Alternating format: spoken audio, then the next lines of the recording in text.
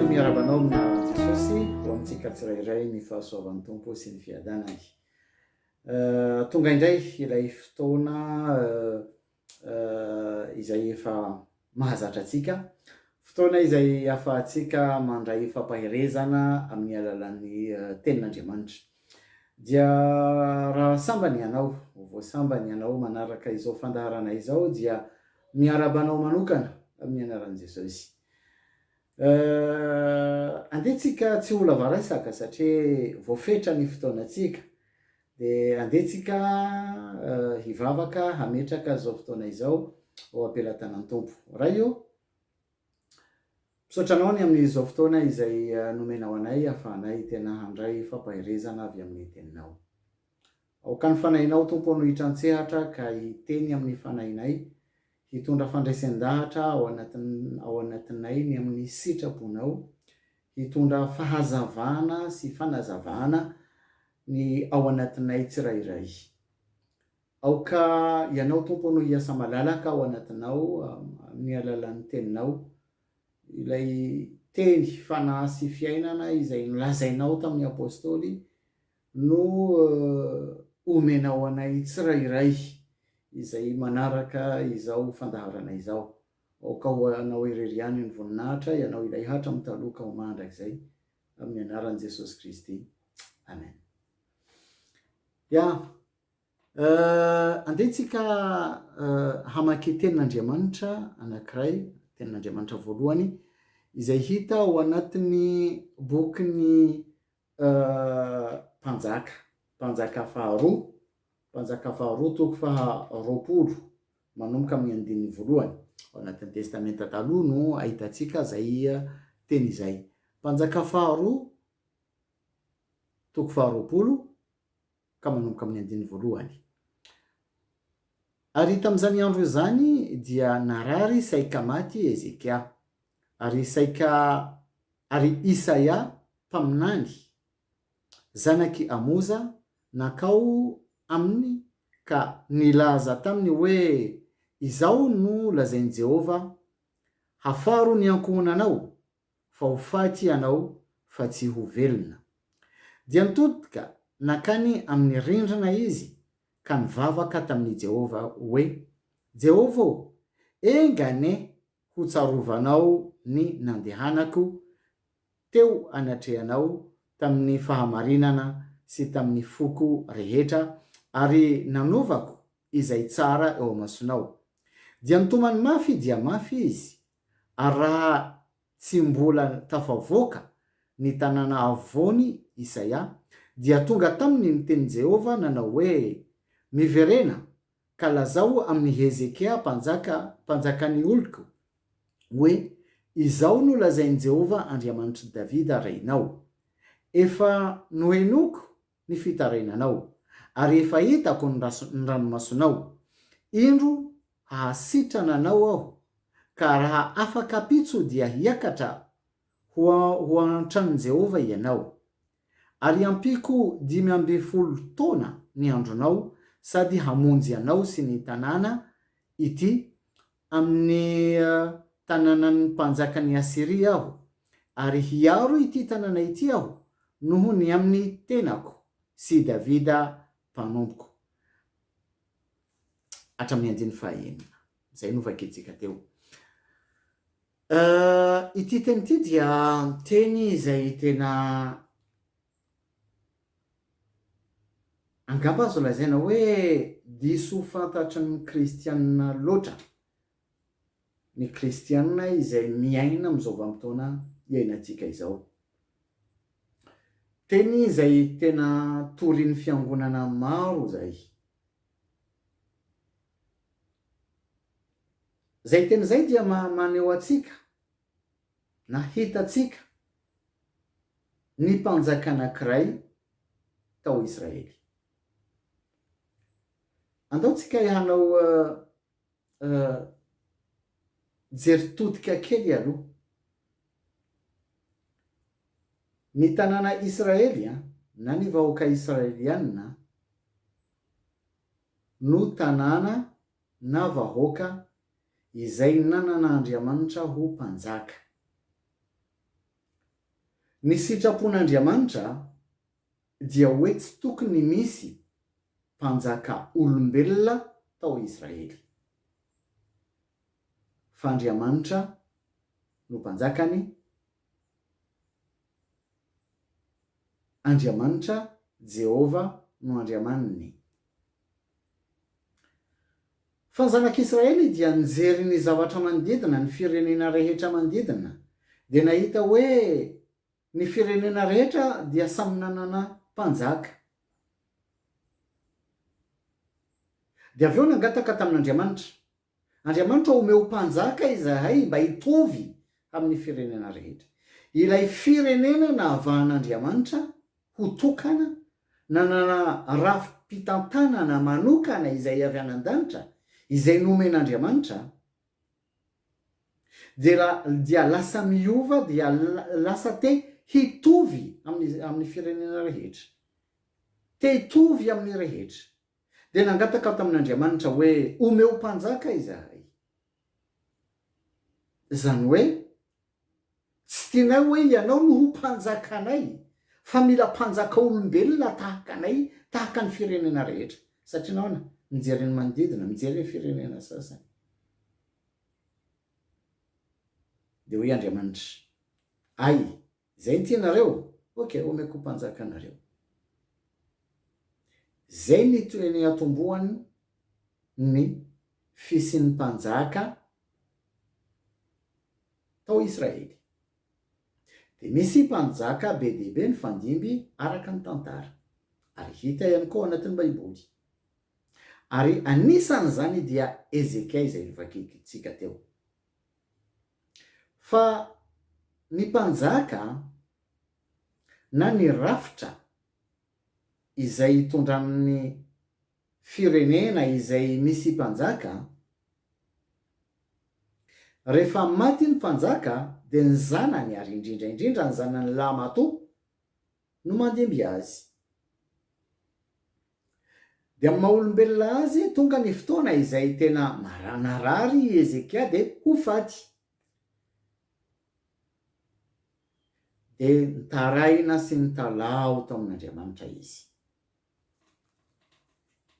Averiko foana ity ten'Andriamanitra ity dia vakian'ny fiangonana maro na mpanompon'Andriamanitra maro mitondra fampahirezana.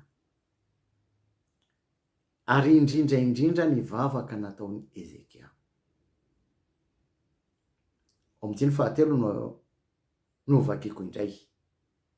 Jehova, engane ka ho tsaronao ny andehanako teo anatrehanao tamin'ny fahamarinana sy tamin'ny foko rehetra, ary nanaovako izay tsara eo amasonao, dia nitomany mafy dia mafy izy. Betsaka ny olona mitoriteny momba n'io teny io, hoe azo hitarainana amin'Andriamanitra dia miteny hoe tsarovy ny zavatra nataoko. Ary indrindra resaka rabola no resahana. Tsarovy iray ny ampafolo-karenana nataoko, tsarovy iray ny asa soa nataoko, tsarovy ireo zavatra zaotr'izao nataoko. Ohatrany misy fitakiana ataon'olona amin'Andriamanitra. Ato tsisy hoe ny zavatra natao Ezekia, fa ny fomba nandehanany, ny fitondrantenany no resahana.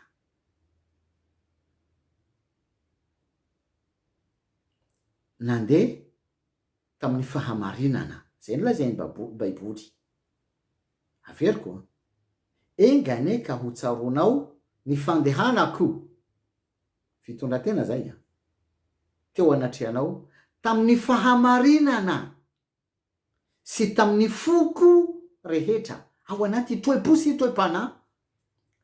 Ny toe-po sy toe-panahy nanana ny Ezekia no resahany amin'Andriamanitra. Tsy ny zavatra nataony, fa ny maizy azy, ny toe-pony sy ny toe-panahy no resahany.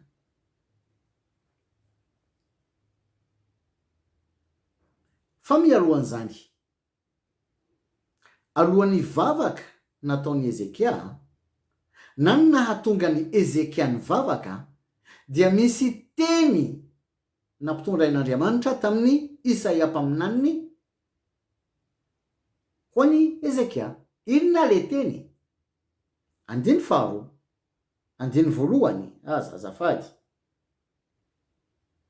Tamin'izay andro izay dia narary mafy saika maty Ezekia, ary Isaia mpaminany zanaky Amoza nakao aminy ka nilaza taminy hoe izao no lazainy Jehova.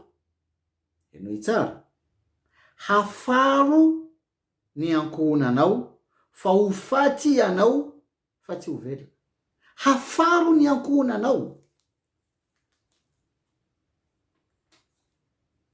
Misy afatra lehibe izay tian'Andriamanitra apitaina amin'ny Ezekia. Hafaro ny ankohonanao fa ho faty ianao.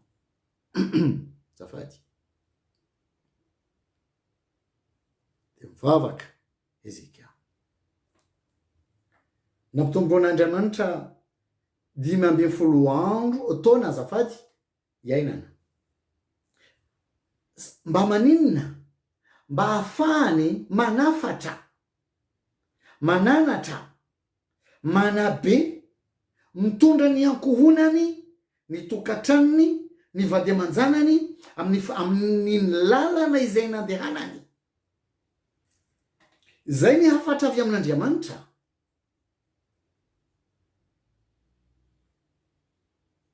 Tsy hoe tsarovy ireny vola rehetra nataoko, nentiko amin'ny fampandrosoana ny asanao, na nomeko ny mpanompon'Andriamanitra, na tsarovy zavatra orsotrotro tsy izay, ka hoe nisy dety moraly eo anatrehan'Andriamanitra, fa tsarovy ny fomba nandehanako tao amin'ny fahamarinana teo anatrehanao sy ny foko. De hoe Andriamanitra omeko fotoana ianao mba hafanao hanatanteraka le zavatra nlazaiko taminao hoe afaro ny ankohonanao handeha amin'ny lalana fahamarinana sy fahamasinana sy fahatahorana an'Andriamanitra, ny lalana ny fankatoavana an'Andriamanitra.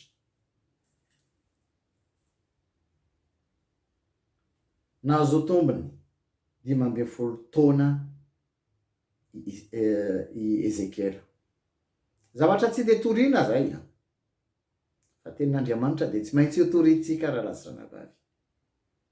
Nampitomboan'Andriamanitra ny fepitaona iainany 15 taona. Tapitra ny 15 taona. Maty Ezekiel.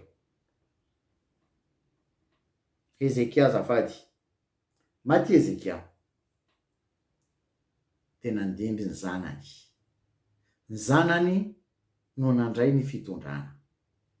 De tsika iamaky ny toiny. Mpanjaka faharoa toko faha 1:20. De ovaketsika manomboka amin'ny 1:1. Mpanjaka faharoa toko faha 1:20. 12 taona Manase fony izy vo nanjaka, ary 15 taona no nanjakany tany Jerosalema. Ary ny anarany reniny dia Hefziba. Ary nanao izay ratsy eo mason'i Jehova izy, tahaka ny fahavetavetan'ny firenena izay noroahiny Jehova tsy ho anoloan'ny zanak'Israely. Fa namboariny indray ny fitoerana avo izay noravan'i Hezekia rainy, ka nanangana altara ho an'i Baala izy, sady nanao Aseraha tahaka izay nataony Ahaba mpanjakan'Israely. Ary niankohaka teo anatrehan'izay rehetra eny amin'ny lanitra izy, ka nanompo ireny. Sady nanao altara tao an-tranon'i Jehova koa izy, dia tao amin'izay no lazain'i Jehova hoe ao Jerosalema no hasiko ny anarako. Fa nanao altara teo anatin'ny kianja roa tamin'ny tranon'i Jehova ho amin'izay rehetra eny amin'ny altara izy, ary ny zanany nampamakiny ny afo, sady nanandro sy nanao sikidy izy, ary naka ny manao azy ho tsindrin-javatra sy ny mpanao hatsarana, ary nahery nanao izay ratsy eo amason'i Jehova izy, ka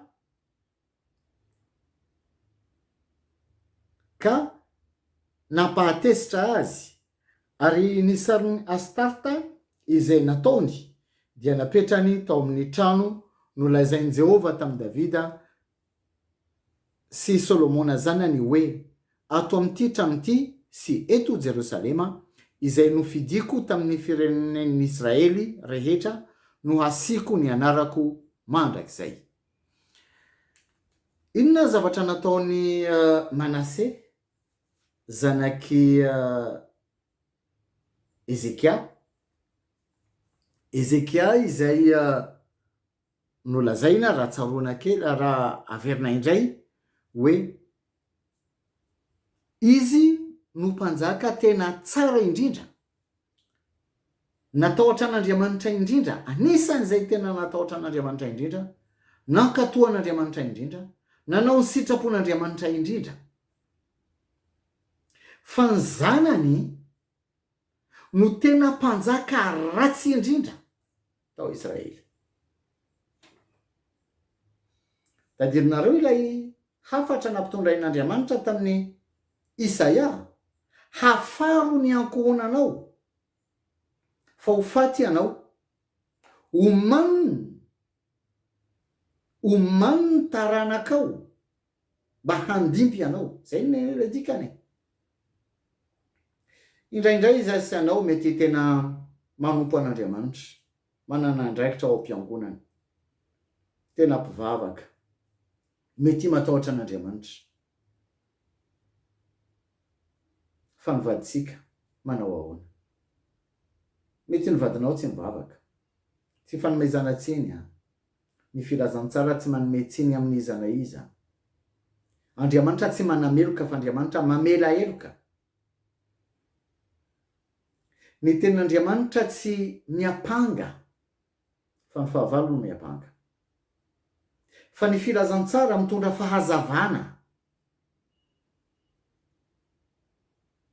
Ny filazantsara mitondra fandresen-dahatra. Ny filazantsara mitondra fahazavana amin'ny zavatra izay, mitondra fahatakarana amin'ny zavatra izay tsy takatsika. Dia rehefa mitondra ny fahazavana ohatra ny fitaratra, dia afaka mijery ny tena hoe ay ohatr'izao ny tenako. Dia aveo manasitrana, mitsabo, mamahaolana. Ao am-bokin'ny Romana misy teny milaza hoe atao ahoana ny olona hino rehefa tsisy mitory. Dia zay mihitsy ny asan'ny filazantsara. Tsy miapanga fa mitondra fahazavana. Mampiseho atsika hoe aiza ho aiza ny toerana misy atsika manoloana ny tenin'Andriamanitra sy ny sitrapon'Andriamanitra. Iza sy anao manana adidy ao anatrehan'Andriamanitra. Ny amin'ny fanabeazana araka ny soratra masina. Zay mahatonga ny Baiboly milaza hoe zaro ny zaza amin'ny lalana tokony aleha, fa rehefa lehibe tsy hiala amin'izany. Zaro. Matetika itsika mitondra ny zanatsika ao anatin'ny fanaran-dalàna. Zao no azo atao, zao tsy azo atao. Tsy mahazo manao an'izao, fa tsy maintsy manao an'izao. Zay fanaran-dalàna. Ny fanaran-dalàna mampatesitra indraindray, mampikomy. Reny zavatra lazainao amin'ny zanakao hoe aza manao an'izao vao maika tena tehanao.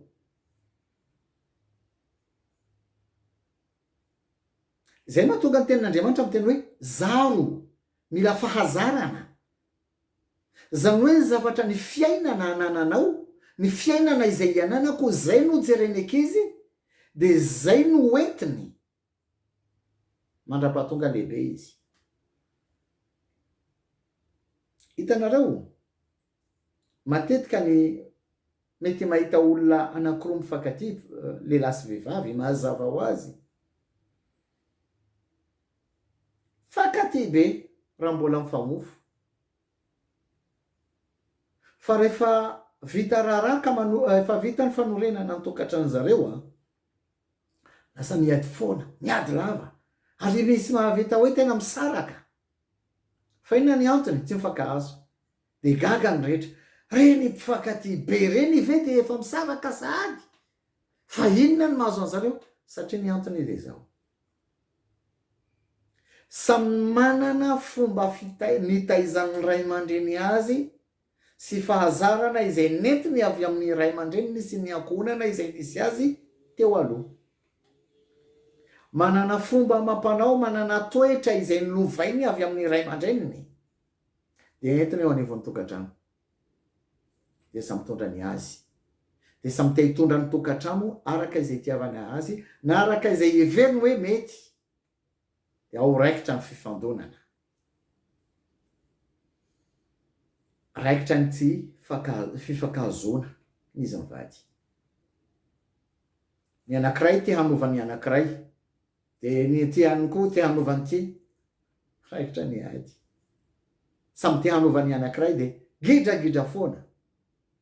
Zavatra tokony hazava amintsika de zao, tsisy olona afaka manova olona, fa ny filazantsara no herin'Andriamanitra ho famonjena zay neno,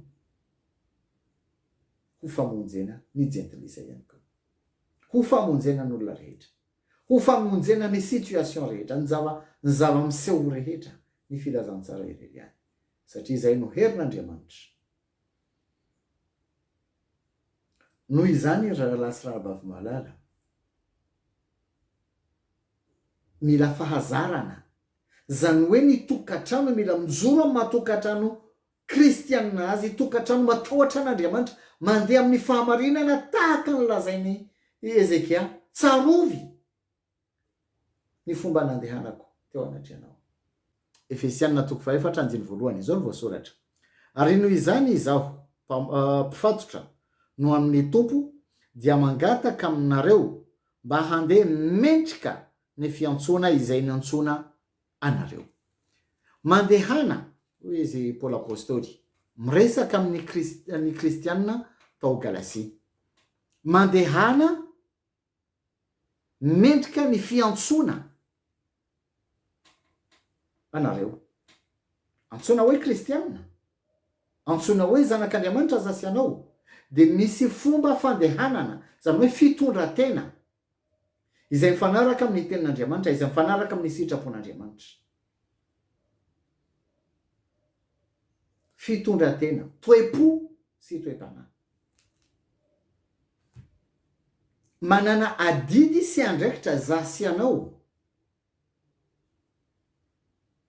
hanabe ny zanatsika amin'ny fahatahorana an'Andriamanitra. Miaratsy izao fiainana izao, tena miaratsy. Ny vampitoana iainako sy ny ainanao, ny fahatanorako sy ny fahatanuranao tsy mitovy amin'ny tanora amin'izao vampitoana iainantsika izao, ary tsy hitovy ihany koa ny amin'ny ho avy. Fa mesemba hatranatrany ny fahatanorana.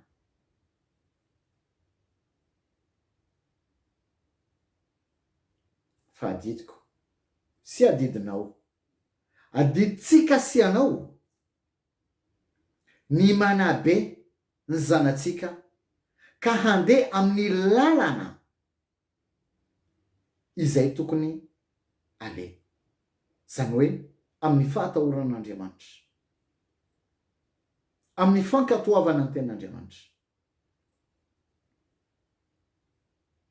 Zay ny hafatra nampitondrain'Andriamanitra tamin'ny Isaia ho an'i Ezekia. Zay ny hafatra nampitondrain'Andriamanitra ho ahy ho anao. Ho anao afaka miteny hoe ny ankiziny hoe tsy te hivavaka e, fa moa ve itsika nanazatra an'zareo ny amin'ny vavaka? Moa ve ao an-trano itsika manana fotoana hiarahantsika mivavaka ao an-trano? Ny raim-pianakaviana no loham-pianakaviana, zany hoe pasteur, ny raim-pianakaviana rehetra pasteur ao an-tranony, zay maloha.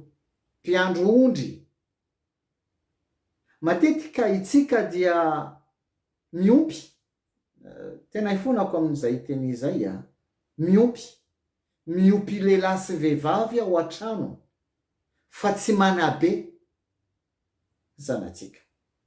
Lehilahy sy vehivavy hoy aho, satria ny zanaka tsy ompiana fa mila fanabeazana.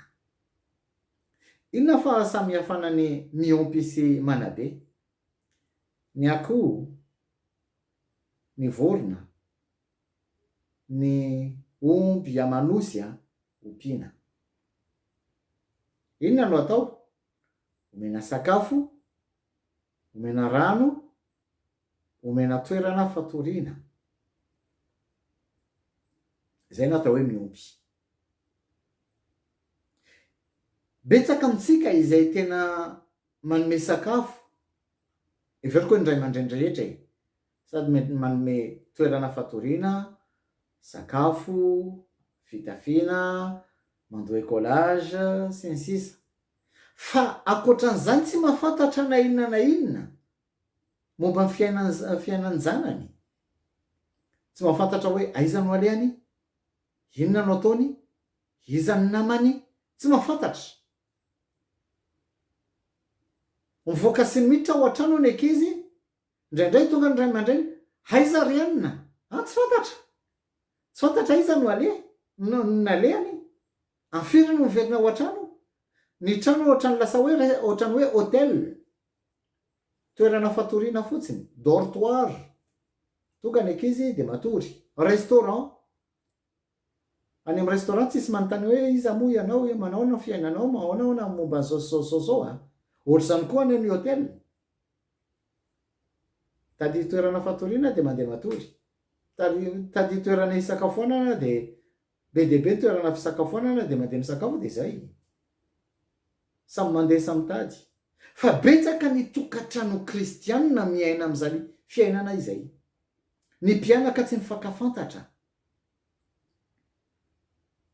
Rehefa tonga ao an-trano ny ankizy rehefa ao an-trano ny ray aman-dreny sy ny ankizy mety miasa ny ray aman-dreny, ny ankizy mianatra, tsy sisy fotoana hiaonana, raha tsy hoe ngamba mety hariva ihany fotoana fisakafoanana. Fa fotoana fisakafoanana de samy ao tablety, telefony, mifandray be, tena mahafinaritra amin'ny namana any ivelany. Fandray be. Indraindray tena mahafinaritra amin'olona tsy fantatra akory. Mananamana amin'ny Facebook, amin'ny TikTok, Instagram, Snapchat sy ny sisa. Mifankahazo be, tena mifankahazo be, tena ampinamana be. Fa no ao an-trano, raha voaresahana kely de tonga de hoay ohatrany varatra no hitadio latsaka. Ilay olona tena tianao indrindra na tianao indrindra no tena mora tezitra indrindra aminao. Satria nahoana? Satria n'olona tsy fantatra ny Facebook, ny réseaux sociaux no mitaiza ny zanatsika. Satria tsika tsy manana fotoana hiresahana. Eny dia ilay fotoana fohy eo ambony latabatra hiresahana, tsisy. Tokatra ny sasany samy mibata ny viliany de mandeha anatin'ny chambre any de any misakafo. Ary aza hita hoe ny zanaka no tena nianatra na manambola mihoatra ny ray aman-dreny. Tsisy fifanajana amin'ny ray aman-dreny sy zanaka intsony izay. Very ilay valeur. Ny valeur lasa inona zao ny valeur? Vola. Zany ve ny tokantrano izay ankasitran'Andriamanitra? Ary iza ny tompony andraikitra voalohany? Za sy anao ray aman-dreny. Tsika no tompony andraikitra voalohany. Iza sy anao no tompony andraikitra. Ho avy ny andro izay ijoroako sy ijoroanao anatrehan'Andriamanitra. Hanao tatitra ao anatrehan'Andriamanitra ny amin'ireny zanaka izay nomeny atsika. Betsaka anie ny olona maniry hanan-janaka fa tsy manana. Satria nahoana? Satria Andriamanitra tsy nanome. Satria fanomezana avy amin'Andriamanitra ny zanaka. Fanomezana. Misy manao karazana fitsaboana rehetra fa tsy mahazo. Satria nahoana? Andriamanitra manome araka ny sitrapony, araka ny fahasoavany. Ka raha mananjanaka aza sy anao dia fanomezana avy amin'Andriamanitra. Nomen'Andriamanitra ahy sy anao mba hahafahantsika hanabe azy, mba hahafahany mahafantatra an'Andriamanitra sy matahotra azy ary mandeha amin'ny lalana izay lalana ny fankatoavana. Ny sasany mananjanaka dia mieritreritra hoe tena tia fananako zay anaovako azy, dia daroany, kapoany, dia manao zay tiany atao. Tsia, an'Andriamanitra. Inona ny filazan'olona matetika rehefa misy olona maty? Andriamanitra nanome, Andriamanitra nakaindray. Satria n'Andriamanitra. Ny izay lalana izay hitondrantsika ny zanatsika fony mbola kely zay no entiny mandra-pahatonga lehibe. Matetika itsika miandry hoe rehefa manomboka hoe me lehibe ny ankizy ao vao no resahana. Tara loatra. Satria efa misy lalana hafa izay efa mahazatra azy, izay notondrantsika azy. Dia tsy voahitsy intsony. Manana didy. Iza sy anao ny amin'ireny zanaka nomen'Andriamanitra atsika. Andehantsika tsy hanolotra reo zanatsika reo amin'olona tsy fantatra ao anatin'ny Facebook. Ka izareo no hitaizan'zareo.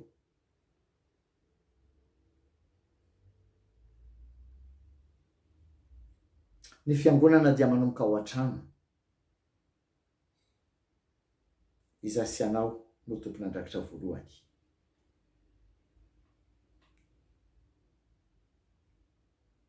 Mora amintsika ny miteny amin'ny ankizy hoe ianareo anaka maneke, satria izay ny tenin'Andriamanitra. Efa ny tenin'Andriamanitra ihany koa milaza hoe ray aman-dreny aza mampatezitra ny zanakareo. Mila matsapa ny fonony ray. Amin'ny alalantsika no ahafantarana ny zanatsika ny fon'Andriamanitra.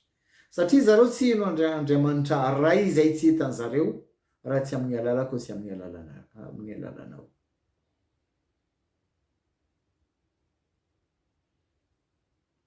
Misy ray aman-dreny tena miaina ao anatin'ny adalana.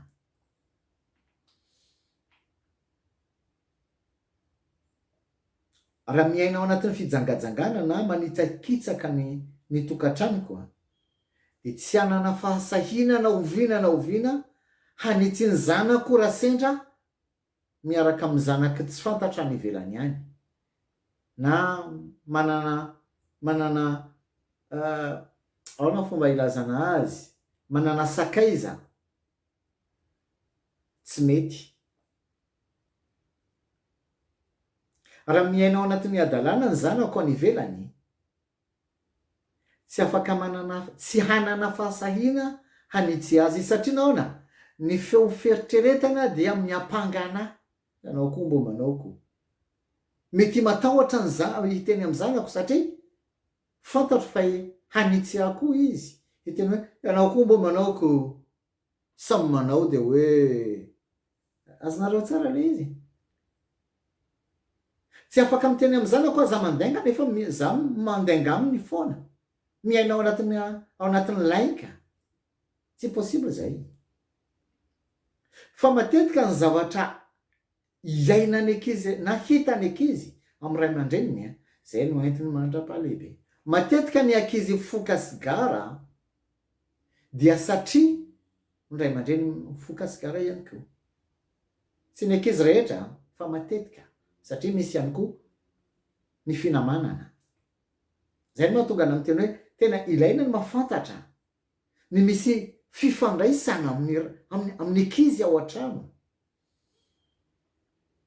Satria ny baiboly milaza hoe ao amin'ny Korintiana voalohany toko 5:12. Korintiana voalohany toko 5:12 ka ny 3:30. Zao no voasoratra. Aza mety ho fitahana ianareo ny fikambanana amin'ny ratsy manimba ny fitondran-tena tsara. Itsika mety hoe tena manabe ny zanatsika ao anatin'ny fahatahoran'Andriamanitra. Fa raha ohatra ka itsika tsy mahafantatra ny hoe iza ny namany, mifandray amin'iza, de lasa inona? Reny investissement, reny fanabeazana nataontsika rehetra reny de raraka amin'ny tany avy eo. Simba ny namany. Miaratra mifoka sigara, mifoka rongony, misotro toaka, sy ny sisa. Satria nahoana? Tsisy fanarahana maso. Tsy hoe manao polisy sy gendarme, tsy izay akory. Averiko tsy hoe mitondra ny zanatsika ao anatin'ny fanaran-dalàna. Fa mila amafisina ny fifandraisana, fampiresaka, fampiteny. Ilaina ny hoe ny ankizy mahafantatra ny programanao ianao ray aman-dreny. Fa tsy hoe inona ataonao inona ny programako.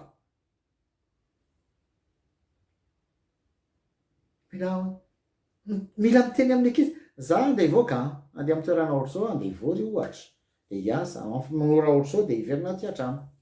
Hitanareo, le manao zavatra tsotra ohatr'izay de lasa zatra ny ankizy. Ianao tsy mila miteny amin'ny intsony hoe mila miteny rehefa mandeha mivoaka, satria efa hitany izay ny fiainana rahovady de lasa automatique. Rehefa melehibe izy de teny aminareo foana hoe za andeha hilalao basket, andeha amin'ny toerana ohatr' zao, andeha hanao an'izao de amin'ny ora zao de miverina. Satria zay le hoe zatra, zaro ny lalana. Zaro ny zaza ny lalana tokony aleha. Itsika dia fitaratra eo anatrehan'ny zanatsika. Fitaratra. Ny zavatra ataontsika zay no ataon'ny zanatsika. Fa raha ohatra ka itsika mitondra ny zareo amin'ny lalana tsy mitovy amin'izay lalana andehanantsika, tsy hifankahazo mihitsy, hiteraka korotana. Ho faranako amin'ny fanomezana ty ohatra anankiray ity, tantara kely. Nisy ankizy anankiray izay any am-pianarana rehefa récréation, ilay fotoana kely ialana sasatra iny, de mandeha misotro jus.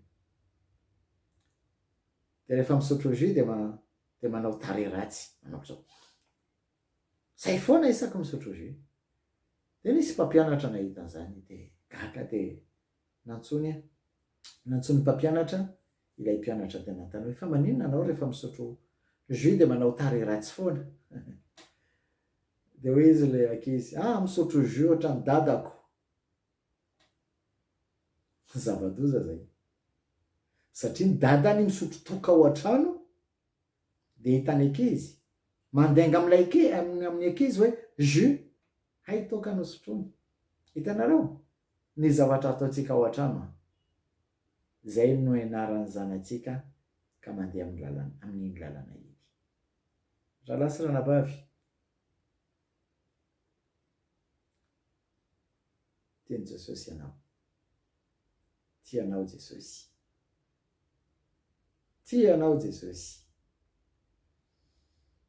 Andehantsika hitondra ny tokantranontsika, hanabe ny zanatsika amin'ny fahatahoran'Andriamanitra. Rehefa tonga ny fotoana izay antson'ny tompo ahy sy anao, fa hitohy ny filazantsara. ho an'ny tompo ireriany ny voninahitra. Raha te hifandray aminay ianao de io numéro io no azonao antsoina, ary ao ihany koa ny page Facebook raha te hifandray aminay ianao.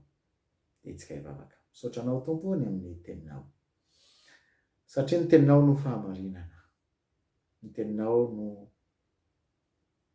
manitsy anay, manamboatra anay, tsy miapangana iza na iza fa mitondra fahazavana ao anatinay, mba hahafanay tena hiomana ny tenanay sy ny ankohonanay ny amin'ny fiavianao ao amin'ny rao lanitra. Misaotra anao tompo. Amen. Tain'i Jesosy daholo dia manaraka indray. Tiako anareo.